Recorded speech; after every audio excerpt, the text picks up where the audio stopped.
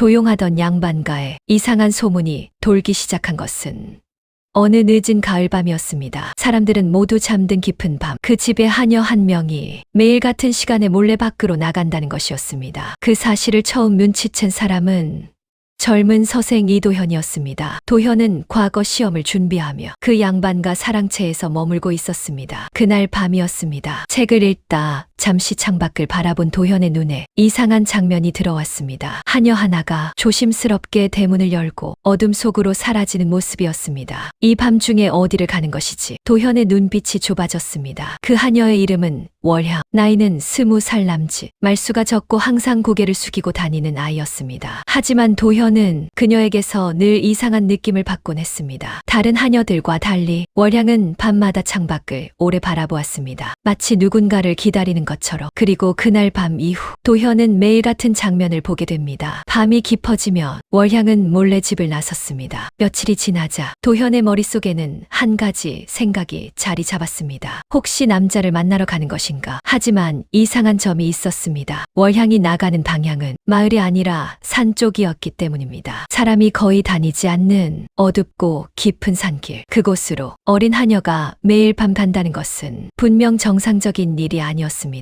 결국 도현은 직접 뒤를 쫓기로 결심합니다. 그날 밤 도현은 조용히 마루에 앉아 월향이 나오기를 기다렸습니다. 잠시 후 대문이 살짝 열렸습니다. 월향이었습니다. 그녀는 주변을 살피더니 빠르게 걸음을 옮겼습니다. 도현도 숨을 죽이고 뒤를 따라갔습니다. 달빛이 희미하게 비추는 산길이었습니다. 낙엽이 밟히는 소리조차 크게 들릴 만큼 조용했습니다. 그때였습니다. 월향이 갑자기 멈췄습니다. 도현의 심장이 철렁 내려앉았습니다. 설마 들킨 것인가? 하지만 월향은 뒤를 돌아보지 않았습니다. 대신 더 깊은 숲으로 걸어갔습니다. 숲속 깊은 곳, 그곳에는 오래된 작은 사당 하나가 있었습니다. 지붕은 무너지고 문도 반쯤 떨어진 폐허 같은 곳이었습니다. 월향은 그 앞에 무릎을 꿇었습니다. 그리고 작은 보자기를 꺼냈습니다. 그 안에는 밥과 나물 그리고 술 한 잔이 있었습니다. 월향은 그것을 사당 앞에 조심스럽게 놓았습니다. 그리고 조용히 말했습니다. 오늘도 왔어요, 아버지. 도현의 눈이 커졌습니다. 그때였습니다. 숲속 어딘가에서 사람 발소리가 들렸습니다. 도현은 숨을 죽였습니다. 어둠 속에서 사내 한 명이 걸어 나왔습니다. 그는 초라한 옷차림의 중년 남자였습니다. 그리고 그 남자를 보는 순간 월향의 얼굴이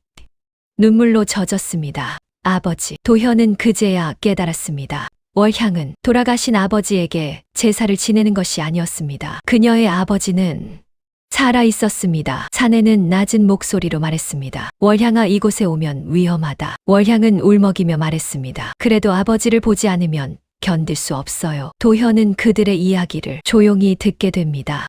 몇 년 전 월향의 아버지는 억울한 누명을 쓰고 도망자가 되었습니다. 관아에서는 이미 죽은 사람으로 기록해 두었지만 실은 산속에서 숨어 살고 있던 것입니다. 월향은 그 사실을 알고 몰래 음식을 가져다 주고 있었습니다. 그 순간이었습니다. 멀리서 횃불이 보였습니다. 관군이었습니다. 도현의 얼굴이 굳었습니다. 누군가 이 사실을 밀고 한 것입니다. 월향의 아버지는 딸을 바라보며 말했습니다. 도망쳐야. 하지만 그때 도현이 앞으로 나섰습니다. 이쪽 길로 가십시오. 도현은 관군이 모르는 산길을 알고 있었습니다. 그날 밤 월향의 아버지는 어둠 속으로 사라졌습니다. 그리고 다음 날 월향은 아무 일도 없었던 듯 양반가에서 일을 하고 있었습니다. 하지만 가끔 그녀는 여전히 밤하늘을 바라보았습니다. 마치 누군가의 안부를 기다리는 것처럼. 그날 밤의 비밀을 아는 사람은 이제 도현 한 사람뿐이었습니다.